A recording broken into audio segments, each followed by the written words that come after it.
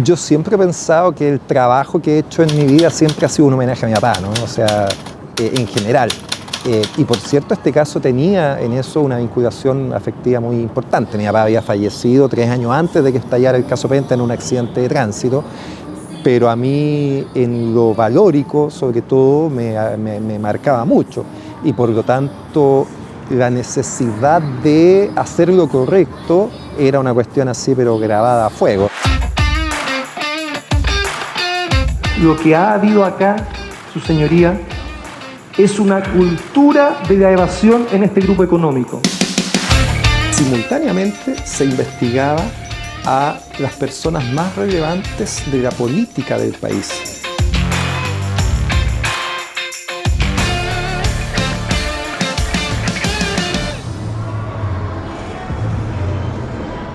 Entrevista a Carlos Gajardo, 1, primera. ¿Qué te pasa a ti con este lugar, con este edificio, con esta ubicación en torno a aquellos días, ¿no? En el ojo del huracán, con la prensa al frente, tú con los documentos saliendo de acá, tan inéditos? Sí, yo creo que en general el trabajo era muy adrenalínico, porque era un permanente ir descubriendo cosas nuevas. El caso iba creciendo, creciendo, creciendo, y lo que partió con una cosa muy menor termina involucrando a 3 de las 10 empresas más importantes del país, SQM, Penta, Corpesca. Se financiaron así las campañas presidenciales de los últimos presidentes que había tenido Chile, ¿no? Carlos Gajardo, 1, segunda, cámara A. Más que frío, porque es una palabra que un poco tiene una connotación un poco negativa, ¿no? Yo diría que soy bien estable de ánimo. ¿Ah? Soy bien estable de ánimo con lo bueno y lo malo que tiene eso. O sea, no soy una persona de grandes euforias, pero tampoco soy una persona de grandes bajones, ¿no? Lejos, el momento más duro en mi vida fue cuando murió mi papá. Lejos. Es para mí el peor año de mi vida, el momento más duro, la vez que más he sufrido. Todo lo que pudiera decir es eso. Me considero una persona muy afortunada, pero si tengo que sindicar un gran dolor en mi vida es ese, lejos. ¿Es cierto que se decepcionó de ti cuando decidiste estudiar psicología? Lo que pasa es que yo siempre quise estudiar Derecho en toda mi vida estudiantil del colegio, ¿no? Entonces, en mis cuadernos, con algunos compañeros que teníamos ese mismo deseo, escribíamos, ¿no? A lo hecho pecho, Escuela de Derecho, qué sé yo. Pero con puntaje en mano, tomé la decisión de estudiar Psicología, y a mi papá no le gustó para nada la decisión. Quedó loco. Claro, le pareció que era un error, pero respetó mucho mi decisión y me pidió que mantuviera mis opciones abiertas. ¿Cuánto tiempo estuviste ahí? Estuve un semestre, estudié psicología en la Católica, me encantó la universidad, me encantó la vida universitaria, pero la carrera misma me pareció, mira lo que te voy a decir, me pareció muy árida. En lo valórico, en lo personal, ¿qué sientes tú en lo más relevante que te dejó tu papá? Yo creo que una convicción muy fuerte de hacer lo correcto sin importar tu beneficio personal. Y él toda su vida, yo diría, echó de menos a su papá. Era una cosa enternecedora, digamos, ¿no? Ver a tu padre que de repente despertaba y te decía, anoche soñé con mi papá, y se le llenaban los ojos de lágrimas, ¿no? Él tenía una devoción por su papá muy grande que yo creo que me la traspasó a mí. Yo tengo una devoción muy grande por mi papá también. Es exonerado a mediados de la dictadura, pero lejos de perjudicarlo eso, le terminó económicamente haciendo muy bien. Y entonces las decisiones que él fue tomando en su vida, él tenía mucha conciencia que no podían depender de su beneficio económico inmediato, y eso le daba mucha libertad. Y eso te lo firmo que a mí me pegó full. O sea, yo renuncié a la fiscalía de un día para otro, sin tener idea de lo que iba a hacer después, pero no me importó, ¿no? Me parecía que no podía seguir en un lugar donde se estaban tomando decisiones que no eran las adecuadas, las correctas. Te inmolaste, renunciaste, y uno se pregunta, sin entender esa convicción, ¿habrá pensado Carlos Gajardo que su carrera llegaba hasta ahí, que estaba, digamos, tirando todo por la borda, una construcción de tantos años en lo profesional? Piensa tú, Ignacio, que un fiscal es fiscal hasta los 75 años, ¿no es cierto? Es decir, yo tenía mi vida profesional completa dentro del Ministerio Público y podría haber seguido ahí toda mi vida. Pero efectivamente el hecho de que se hubiera tomado una decisión de que las investigaciones políticas se detenían, no se seguían investigando, a mí me hacía incompatible seguir trabajando en ese lugar. No podía poner mi nombre en las decisiones que se estaban tomando. Entonces, ni siquiera me costó la decisión de renunciar. Fue muy visceral, ¿no es cierto? Fue muy de guata. Dame un segundo, ¿puede ser? ¿Qué dirección es esta? Es El Trovador con Golda Meir. Listo. Pasa tu auto. Acción. Carlos, ¿por qué no aceptaste ser parte del gabinete de Gabriel Boric? No es algo así que no acepté. Hubo conversaciones para poder participar del gobierno del presidente Boric. ¿Te hubiese gustado? Y por diversos motivos yo diría que eso no fructificó.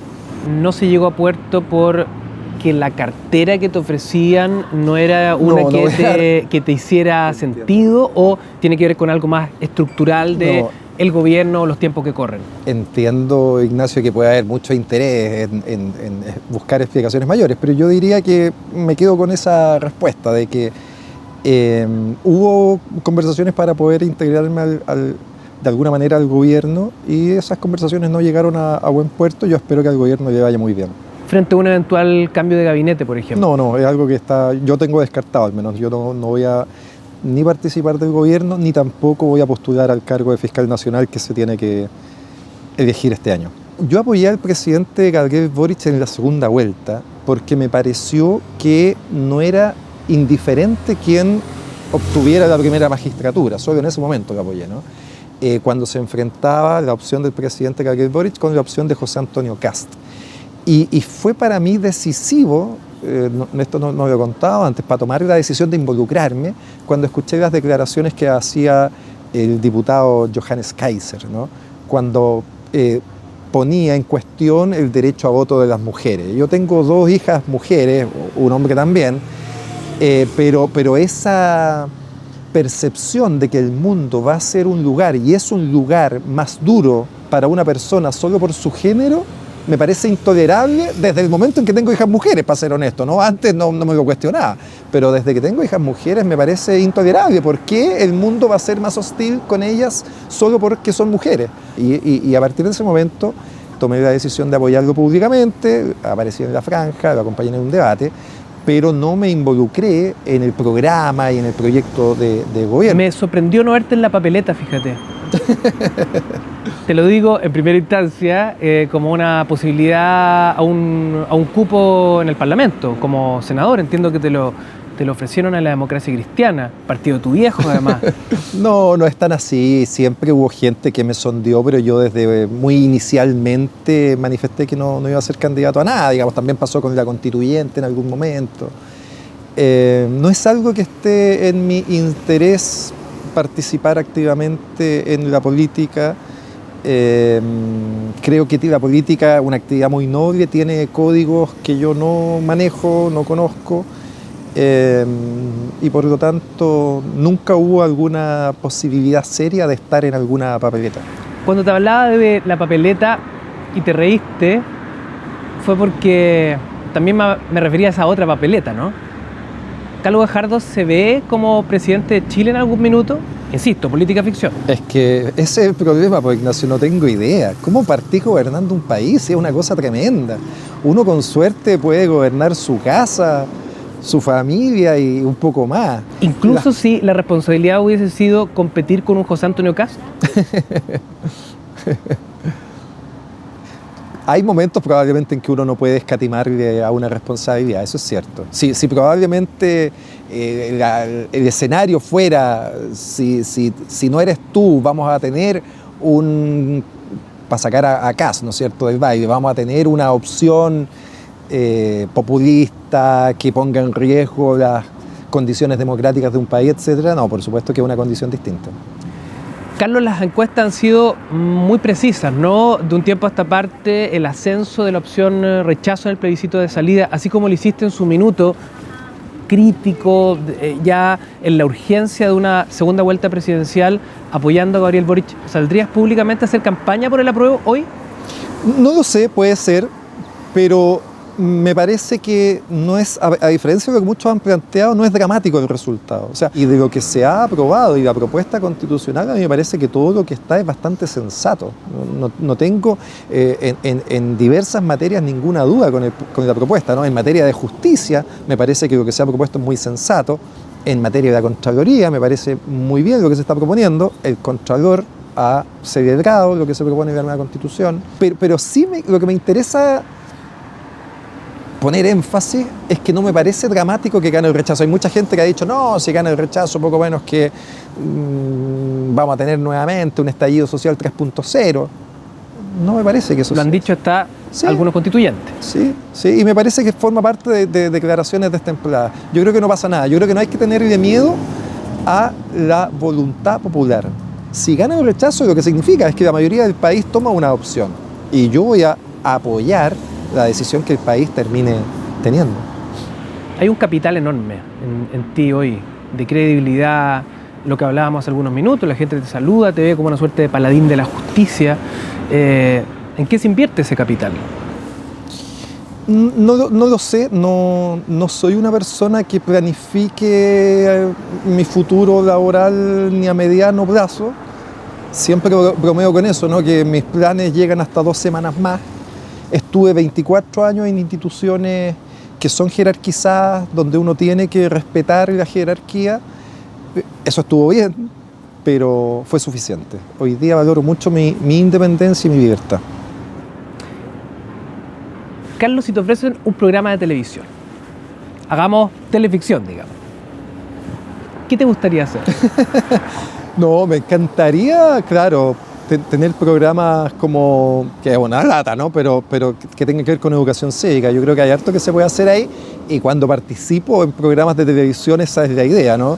Yo participo regularmente en el matinal de Chilevisión, y lo que hacemos ahí es una noticia, sobre todo vinculada al ámbito de la justicia, de la corrupción, explicarla en términos sencillos para la ciudadanía, para la gente. Y eso a mí me gusta, creo que es un aporte importante, es una de las cosas que valoro de mi actividad profesional. ¿Estás sorprendido con tus habilidades comunicacionales y de cómo eso se proyecta en la opinión pública? No sé si tenga, ¿no? Para serte honesto, no sé si tenga habilidades, pero creo que tengo conocimiento en determinadas áreas que es importante masificar. Si el caso de SQM ocurriese hoy, ¿crees que sus protagonistas quedarían impunes? Desgraciadamente no lo podría asegurar. Tengo la esperanza que sí, ¿no? Porque uno ha visto investigaciones que han ocurrido después del estallido social y se ve una mano distinta.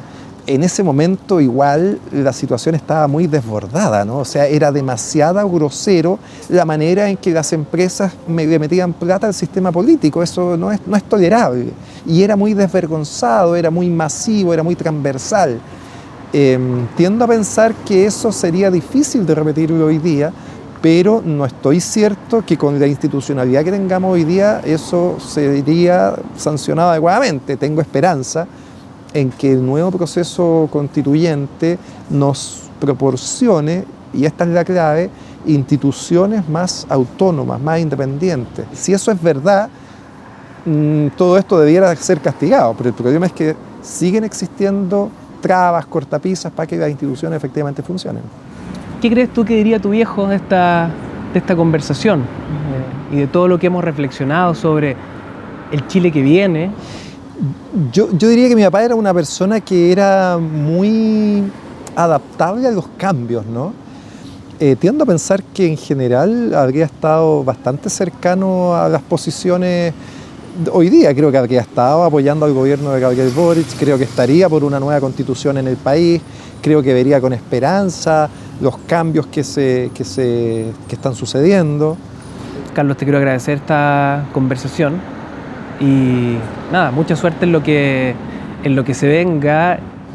No, yo te agradezco a tú y a tu equipo por esta entrevista que ha sido también muy emotiva, así que siempre termina siendo un espacio para autorreflexionar también. Así que muchas gracias por la entrevista, Ignacio.